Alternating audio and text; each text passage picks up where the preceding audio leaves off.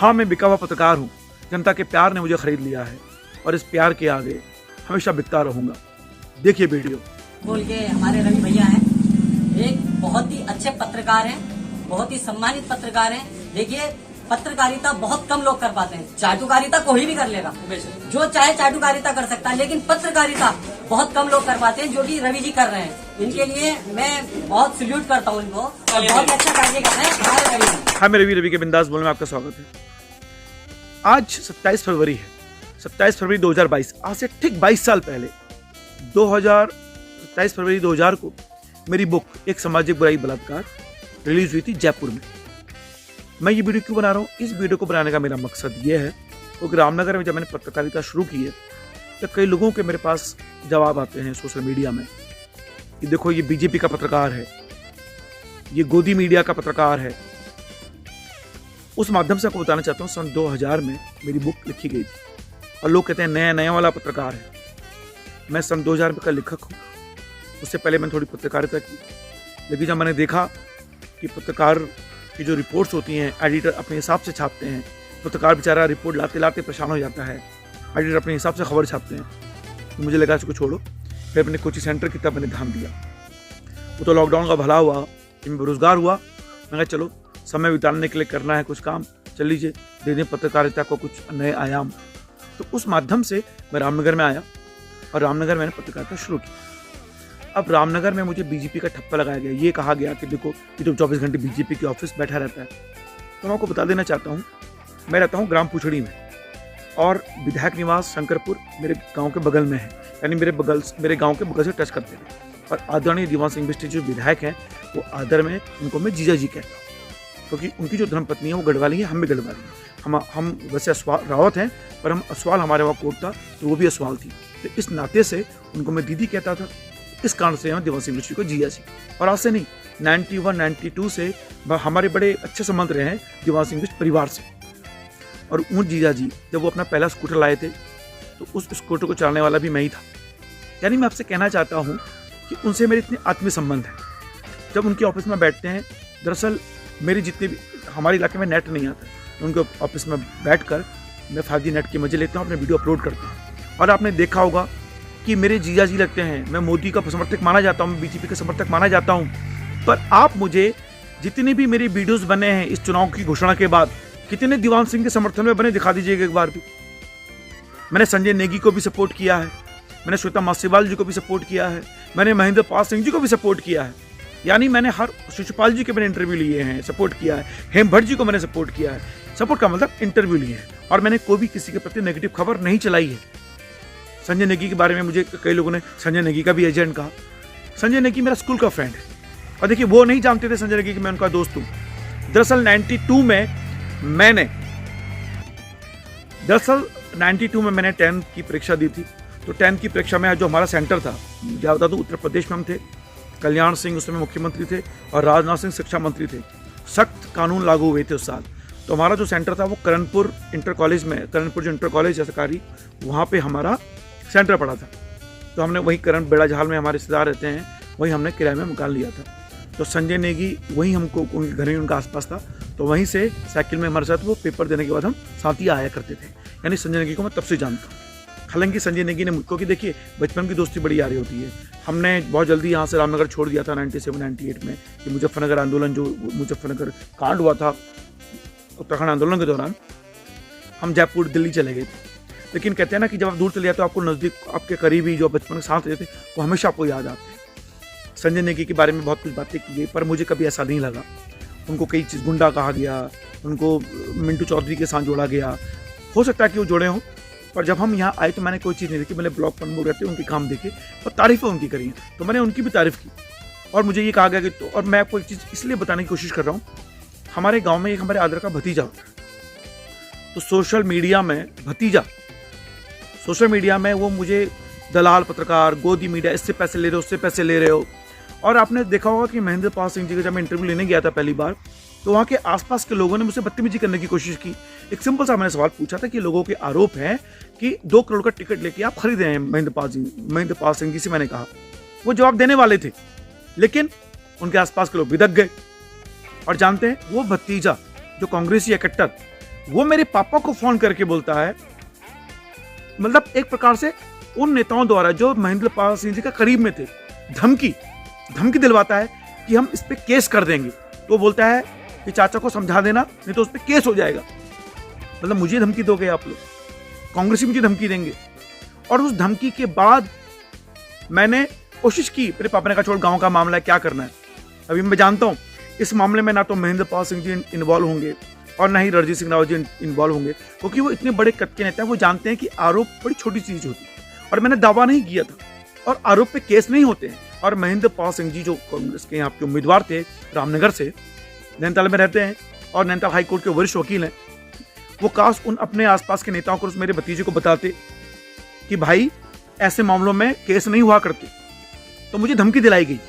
और वही भतीजा, जब यहाँ चुनाव हो रहे थे 14 फरवरी को, तो मेरे गांव के कुछ लड़के वहाँ खड़े थे। तो मैं देखिए, मैं जब जाता हूँ तो मुझे कैमरामैन की आवश्यकता पड़ती है, तो मेरे गांव के जो भतीजे हैं वो उनको मैं लेके जाता हूँ, बाकी जो होते हैं।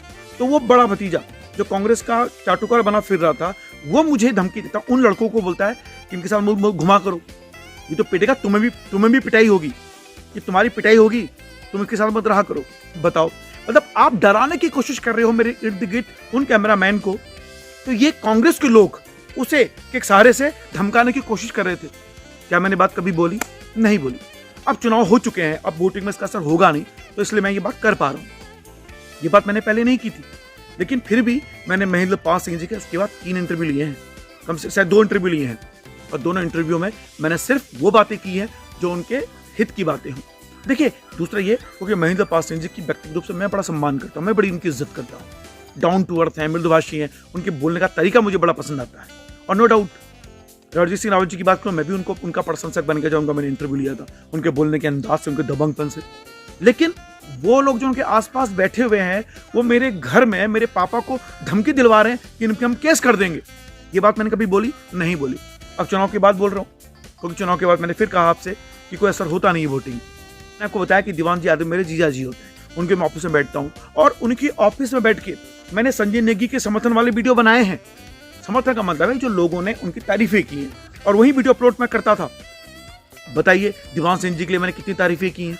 और अगर मैं दीवान से लास्ट में 2 वीडियो बनाए हैं, जो बाईपास पुल है और जो बस अड्डे है, अस्पताल वाली चीज़ें हैं, अस्पताल पे तो मैं उनके जो अच्छे कार्य हैं उसकी चर्चा ही नहीं कर पाया, हमेशा बुराई करी। आपको ध्यान होगा कि मैंने गुल्लक में एक पूरे सर्वे करवाया था चुनाव की, कौन यहाँ का विधायक होगा, तो सबने ये बोला कि दीवान सिंह बिष्ट जी से बड़े नाराज हैं, अगर उनको टिकट मिलेगा तो उनको हम वोट नहीं करेंगे। ये मैंने खुले मंच से बात बोली है, दीवान सिंह बिष्ट जी को मैंने बात बताई है, अपने यूट्यूब चैनल्स में मैंने बात बताई है, अपने पोस्ट में मैंने बात लिखी है। मैंने कोई बात छिपाई है क्या तो दीवान सिंह बिष्ट जी के खिलाफ गई हो? आज तक कोई बात नहीं छिपाई है। तो आप इस तरह की बातें करते हैं। देखिए, जब आप पत्रकारिता बनते हैं तो आपकी कोशिश होती है कि आप एक सच बोलें, और निश्चित रूप से मुझे गर्व है कि दीवान सिंह बिष्ट जी के ऑफिस में बैठकर मैं उनके विरोधियों के वीडियोस, उनके समर्थन वाले वीडियोस वहां मैं अपलोड कर रहा हूं, और वहां किसी ने मुझे टोका नहीं। जानते हैं आप लोग, और दीवान सिंह बिष्ट जी के बारे में आप जानते क्या है? एक मृदुभाषी नेता। जानते हैं, मैंने उनसे पूछा कि बताइए जीजा जी, चुनाव में आ रहे हैं, क्या लगता है आपको जीत या हार होगी? क्या कहा उन्होंने कहा, मैं इन चक्कर में नहीं पड़ता, जीतू हारों को फर्क नहीं पड़ता, 10 मार्च को जो होना होगा होगा। ऐसा व्यक्ति जिसके अंदर कोई महत्वाकांक्षा नहीं है, उसकी आप बुराई कर रहे हैं, उसका आप कहते हो कि इसने आपको पैसे खिलाए होंगे। आप सोचा करो बोलते समय, एक रिश्तों की मर्यादा होती है। रामनगर में हर व्यक्ति, चाहे वो किसी भी जाति धर्म का है, मेरा भाई है जो यहाँ बरसों से रह रहा है, और उनका मैं सम्मान करता हूँ। महेंद्र पाल सिंह जी के बारे में कई लोगों ने जिस तरह से मुझे धमकी दिलाने की कोशिश करी, मैंने वो वीडियो नहीं डाले, और डालने भी नहीं चाहिए थे। तो ये चीज़ें आपको एक स्पष्ट रूप से बताने की कोशिश है। तो फिलहाल मुझे बीजेपी का पत्रकार कहा गया, संजय नेगी का एजेंट कहा गया, कांग्रेस विरोधी कहा गया, चलता है, कोई बात नहीं। ऐसी गालियां पड़ती है ना, तो लगता है कि पत्रकार होने का फर्ज हम निभा रहे हैं। किसी के समर्थन में लिखा हो, मैं आपसे फिर दावा कर रहा हूँ कि मेरे वीडियोस देख लीजिए, मैंने कितना दीवान सिंह बिष्ट के समर्थन में प्रचार किया है, या मैंने कितना संजय नेगी के समर्थन में प्रचार किया, या मैं कितना महेंद्र पाल सिंह जी के पॉजिटिव इंटरव्यू लिए हैं, श्वेता मासीवाल जी का पॉजिटिव इंटरव्यू लिया है, हर किसी के। अच्छा, कई लोगों ने मुझे ये कहा कि भाई तुम जो है ऐसे लोगों को दिखा रहे हो कि देखो निर्दलीय को आगे बढ़ा रहे हो, हम राष्ट्रीय पार्टियां हैं, हमें नहीं दिखा रहे हो। जब आप ग्राउंड में घूमिए, जितना नाम संजय नेगी का नाम लिया गया है, जितना नाम श्वेता मासीवाल का लिया गया है, उतना नाम बाकी दलों का नहीं लिया गया है। मैं कांग्रेस और बीजेपी की बात नहीं कर रहा हूँ, मैं बात कर रहा हूँ आम आदमी पार्टी की, मैं बात कर रहा हूँ बहुजन समाज पार्टी की, और मैं बात कर रहा हूँ समाजवादी पार्टी की। इन पार्टियों का किसी ने कोई नाम ही नहीं लिया तो मैं क्यों दिखाता, क्यों बोलता? मैंने किसी के मुंह पे तो नहीं जबरदस्ती डाला था माइक की यही नाम लो। मेरे साथ जो बच्चे जा रहे थे कैमरामैन बन के, या जब मैंने गुल्लक में सर्वे करवाया था, ऐसे बच्चे रखे थे मैंने जो बिल्कुल ईमानदार थे, नई पौध थी, आप समझ सकते हो। उनको मैंने ईमानदारी सिखानी थी, मुझे उनकी नज़रों में गिरना नहीं था। वो बच्चे, उनमें से कई लोग कांग्रेस की मानसिकता के भी हैं, बीजेपी की मानसिकता भी हैं, संजय नेगी के समर्थक थे। तो उन बच्चों से आप मिलें तो उन बच्चों से पूछेगा कि मैं किसके समर्थन में या किसके विरोध में था, वो आपको बताएंगे। ज़्यादा आवश्यकता नहीं है जानने की। हालांकि मुझे इस बात का कोई बुरा नहीं लगता है, हालांकि मुझे कांग्रेस की तरफ से धमकी दिलवाई गई, और वो कांग्रेस वालों ने दी थी, या उसने दो चार जो कहते हैं ना वो चापलूस बैठे हुए होते हैं, उन्होंने मेरे भतीजे को बोल के मुझे धमकी दिलवाई, ये तो मुझे नहीं मालूम। लेकिन फिलहाल इतना मैं जानता हूँ कि उसमें रणजीत सिंह रावत जी और महेंद्र पासिंग जी का कोई हाथ नहीं रहा होगा, या मैं दावे के साथ कह सकता हूँ। वो इसलिए क्योंकि वो भी जानते हैं कानून कि इतनी छोटी सी बात पे केस नहीं हुआ करते हैं। फिलहाल ये वीडियो देखने के लिए बहुत शुक्रिया। ये बात जान लीजिए कि मुझे नहीं पता कि मैं 15 मार्च के बाद रामनगर में रहूँगा या नहीं रहूँगा, मैं दिल्ली वापस चले जाऊँगा, क्योंकि इतना तय है कि जहाँ भी रहूँगा अपनी पत्रकारिता ईमानदारी से करूँगा, जनता की आवाज़ बनने की कोशिश करूँगा। वो जनता जो ये सोचती है कि मैं निष्पक्ष पत्रकार हूँ, और अगर किसी की भी सरकार आए, यहाँ कोई भी विधायक बने, उसके गलत काम, जो वो काम नहीं कर पा रहा है, हर खबर आपके सामने होगी। फिलहाल मुझे पूरे उत्तराखंड में देखना है। रामनगर में ये यात्रा 10 मार्च के बाद ख़त्म हो जाएगी, लेकिन आप लोगों का प्यार जो मुझे मिला उसके लिए मैं आपका शुक्रिया अदा करता हूँ। और मैं उन लोगों से कहना चाहता हूँ कि जो मुझ पर केस करना चाहते थे, काश केस तो करते, देखते तो सही कि ऐसे फर्जी आरोपों पे केस होते हैं या नहीं होते हैं। फिलहाल रवि के बिंदास बोल में आपका स्वागत है, था और हमेशा रहेगा। जय उत्तराखंड, जय रामनगर।